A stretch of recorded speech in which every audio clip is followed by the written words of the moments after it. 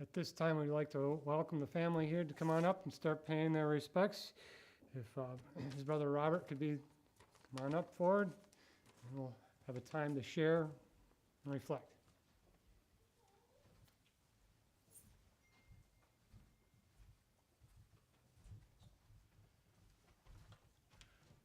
If y'all don't know, I'm Brother Bob. I'm the youngest of the Deurloo clan. Bill was the second oldest. As youngers, we didn't get along or didn't do much because of the age difference. But I do remember a few things about Bill that he was an ambidextrous working maniac. He could work right-handed, left-handed, and all the people at Keeler Brass hated him because he would set rates that were way too high. But he had to make money, and he didn't care, but he wanted to take care of Claire and the family at that time, which were all just youngins. Some of the things I do remember is Bill talked Dad into letting me get my hunting license, and we spent a lot of time chasing bunnies, pheasants when we could find them, and Bill was sick of doing all the shooting because Dad wouldn't let me go yet, but Brother Bill said, I'll sign, Dad. Well, it'll be okay. So him and I spent a lot of time in the woods together. And I think there was an ulterior motive because when we got home, when we got things, he's like, I got a date, I got to go. Clean these, will you? But then I remember one story when he came back from Vietnam. I picked him up from the airport. Mom must have been working at one of her restaurant jobs. And I picked him up from the restaurant. He got in the house and says, what do we got to eat? I got to have something that ain't Army food. And I remember him taking a quart of frozen strawberries out of Ma's freezer. And I said, you're going to get killed. He said, I don't care. I can't get any worse than I was. And he put it on the stove, thawed out that quart of strawberries, sat there and ate a quart of strawberries. Man, this is a lot better than Army food. So, but he was a good brother. He was one of my best advertisers. I'm all the pictures up here except two. Whenever he's got a hat on, he's got one of my company hats on. He was a good man, and I'm sure he's going to be missed by not only the family sitting up here in front, but all of us. He was a giving individual. I think I got this job because I got the gift of gab. Bill was more the quiet one. Bill would tell you whatever you wanted, but you had to ask him for it, and you had to go digging for it. And me, I just kept spreading it. So I think that's why they decided I could do this job and get things started. So welcome. Thank you all for coming. Thank you for coming and paying your respects, and thinking of all of us, and especially Claire and the kids. I know Dad will be best by all of us. If anybody has anything to say, they said the mic is open, so.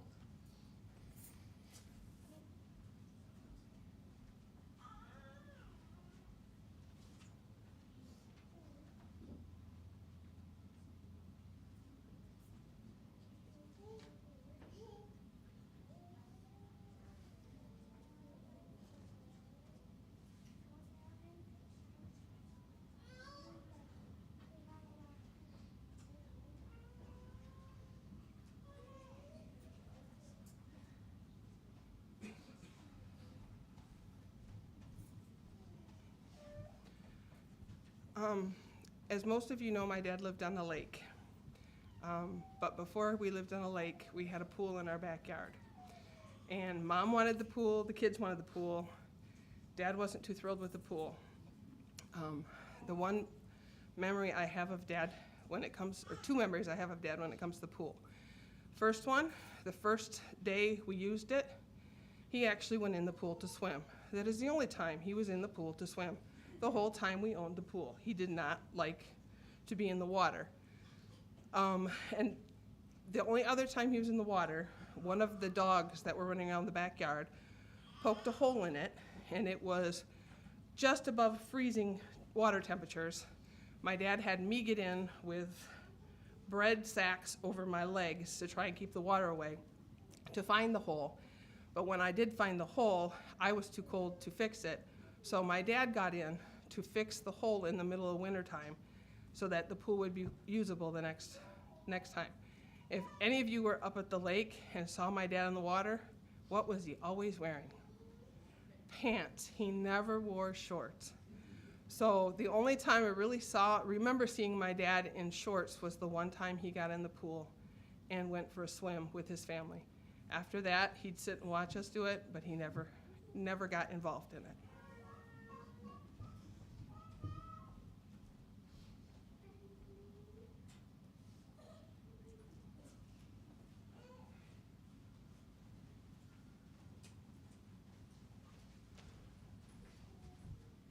So I am Randy, for anybody that doesn't know me, but I'm Bill's youngest son. And I was thinking if I should do this because I don't like talking in public, so maybe a little bit like my dad. But a cool story that I remember is when I was a kid, probably 16 years old, just getting my license and everything, getting situated, ready to drive. My dad actually brought me out, and as a young kid, you're trying to figure out what car do you want to drive, what car do you want to be seen in, all that stuff. And there was a little red sports car that he pointed out, he showed me, and I said, I really want that. It was a little Toyota Supra, and I really wanted it, obviously couldn't get it, so he helped, obviously, me buy that car. So, and I paid him back and everything, but it was so great. I had it, brought it to the house. The only problem, it was a stick shift. And being a kid, I had no idea how to drive it. So the car sat out in the front yard, and I just could stare at it, but I couldn't drive it. So I told Dad, I was like, hey, we got to go drive this. I'm ready. Let's go figure it out. So he says, okay. So he takes me out and drives down the road, and we pull into this random parking lot. And he says, all right, we're going to switch drivers. He lets me get in. And we start driving around, and we're going in the parking lot, and I'm trying to shift, and I'm all in my head. I can't think straight. I can't do anything. I'm trying to concentrate on shifting. I'm all over the place. I stalled it 4 or 5 times, and I said, I can't do this anymore. This is crazy. So he's like getting a little frustrated with me because, he was a kind man, of course, but he was still, just do it this way, and it'll work. But I couldn't get it. It just wasn't clicking. So I kind of, at that moment, just said, I can't do this. I gave up. So he took over, he drove, we went back home. 3 or 4 days passed, and I was like, I'm going to have to sell it. I can't drive this thing. It frustrated me. I love the car, but I couldn't do it. So I literally went back to him, and I said, okay, this is it. We're going to go do this again. I thought about it. We need to drive it. He says, okay, you sure? I said, you got to listen to what I'm saying. We got to do this. I said, that's fine. So he just starts driving, and we kept going down the road, and I was like, that's the parking lot. We're going to go in there, and he, kept on driving straight. So I said, where are you taking me? And he wouldn't tell me. He just kept driving, and he got a little bit further down the road, and he turned into a cemetery. And I'm like, what are we doing here? And this is one of these cemeteries where the roads are barely enough to fit a bike down. I mean, it's really tight turns, and it wraps around everything. And he says, you're going to drive in here. I said, how am I going to drive in this? He says, because you're going to get out of your head. You're going to do this. So I switched over, and I was so concerned about not running over the grass and staying in between the lines that I put all the other stuff out of my head, and I started figuring it out. And by the time I left the cemetery, I actually drove the car home. And he just looked at me and said, see, you just needed to get out of your head. You can do this. And I know it wasn't much to a lot of people, but that was like a core element in my life. And it meant a lot that, he didn't say a lot of things, but he was there when I needed it like that. So it meant a lot.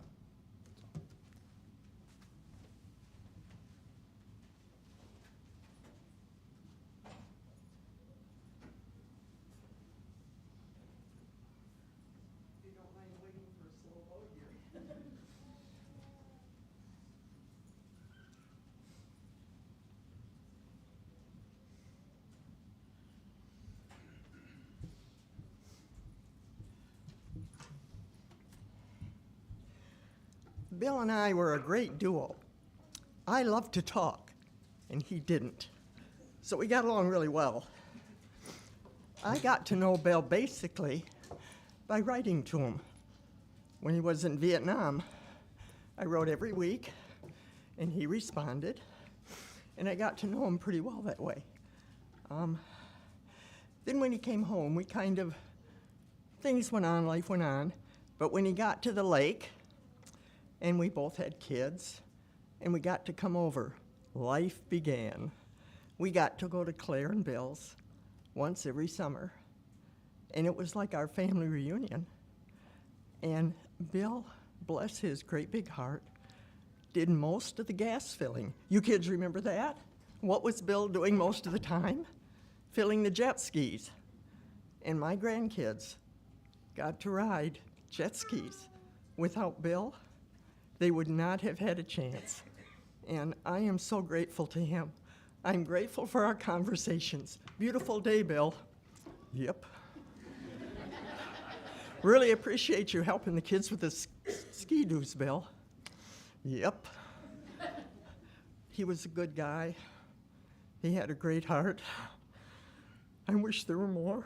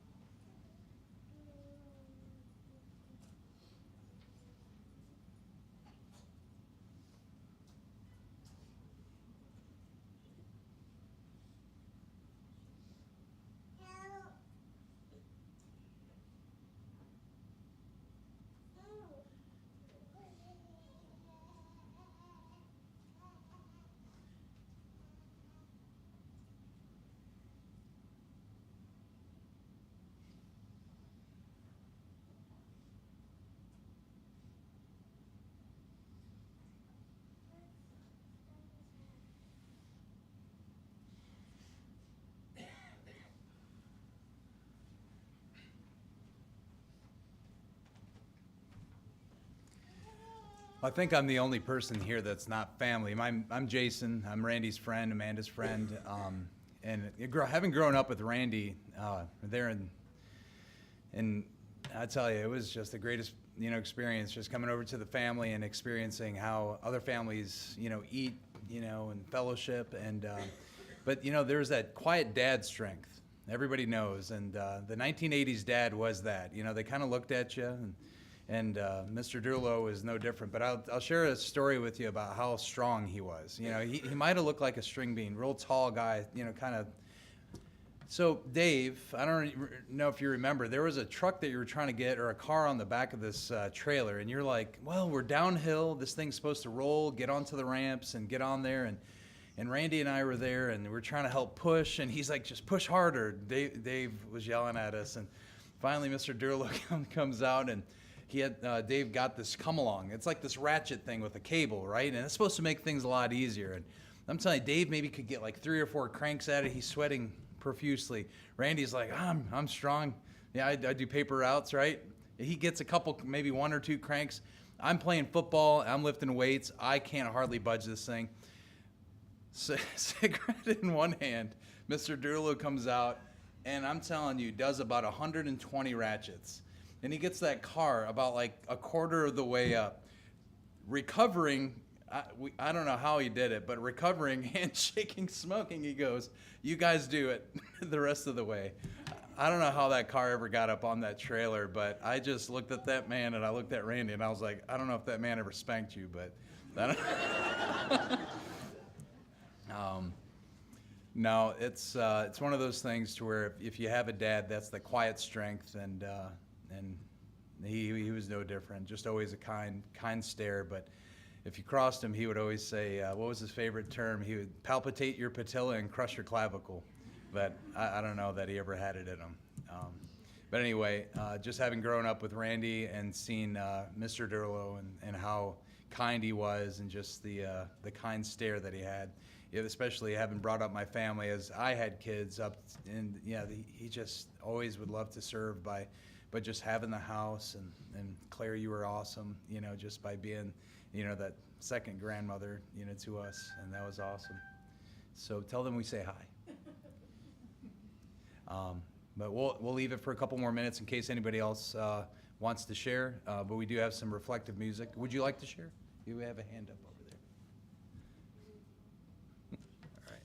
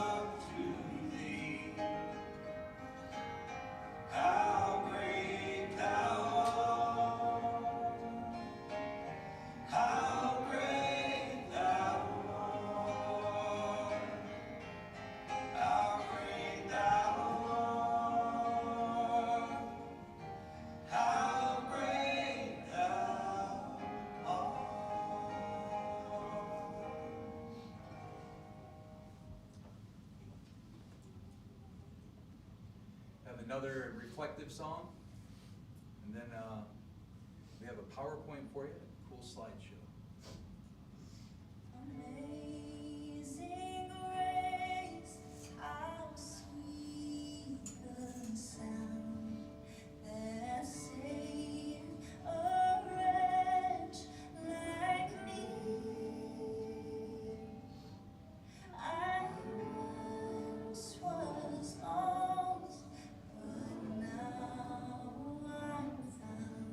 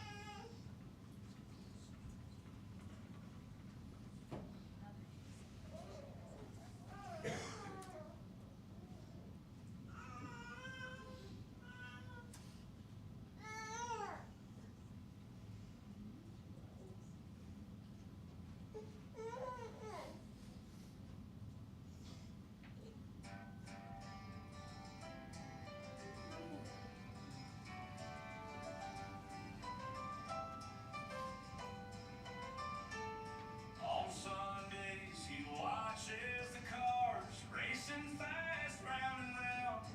Used to count out pills in a small town. Strong hands built with tools, making jokes light and sweet.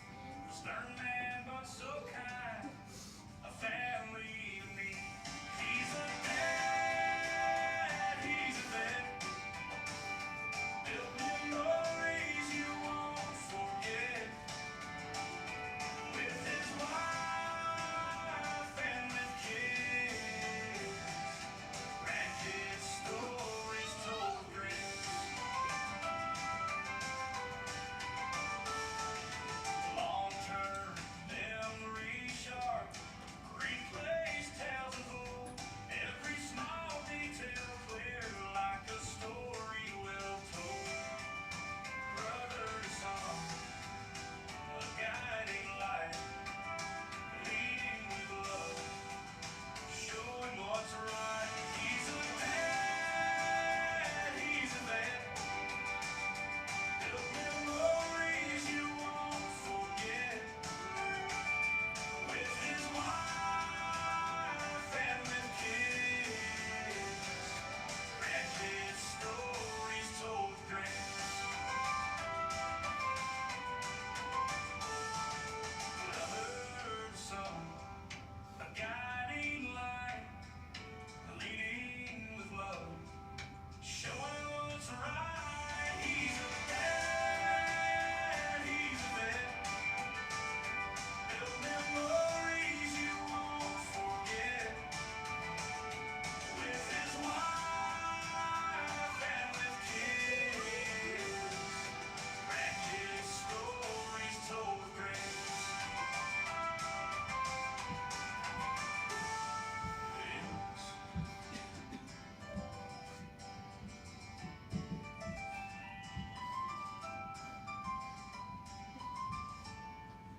Brother, son, a guiding light, leading with love, showing what's right. He's a dad, he's a vet. Built memories you won't forget. With his wife and with kids. Grandkids, stories told with grins. With grins.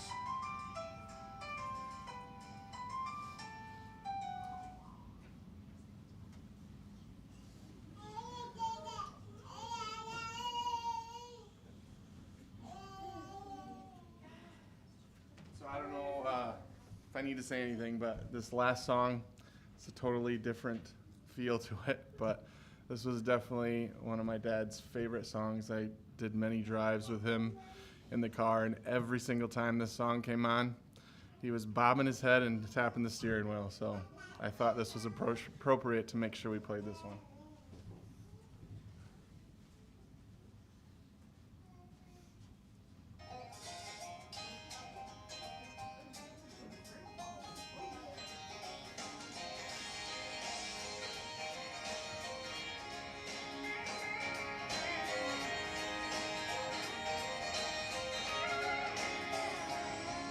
I'm meeting my buddies out on the lake.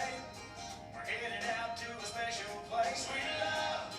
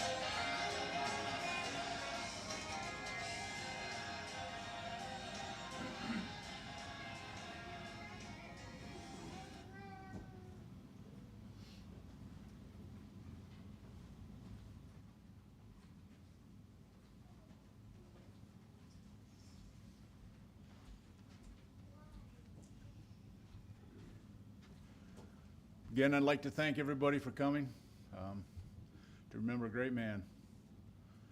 Should we close with a little benediction? Lord, please accept Bill into your presence this day. May he be counsel to you and you to him. And Lord, thank you for the gifts that he has left here that are shown in this room. The life in these faces, the joy, and the gifts he has given. Lord, thank you for this time of remembrance. Bless us through him. And as he would always say, it's been real, Lord. Amen.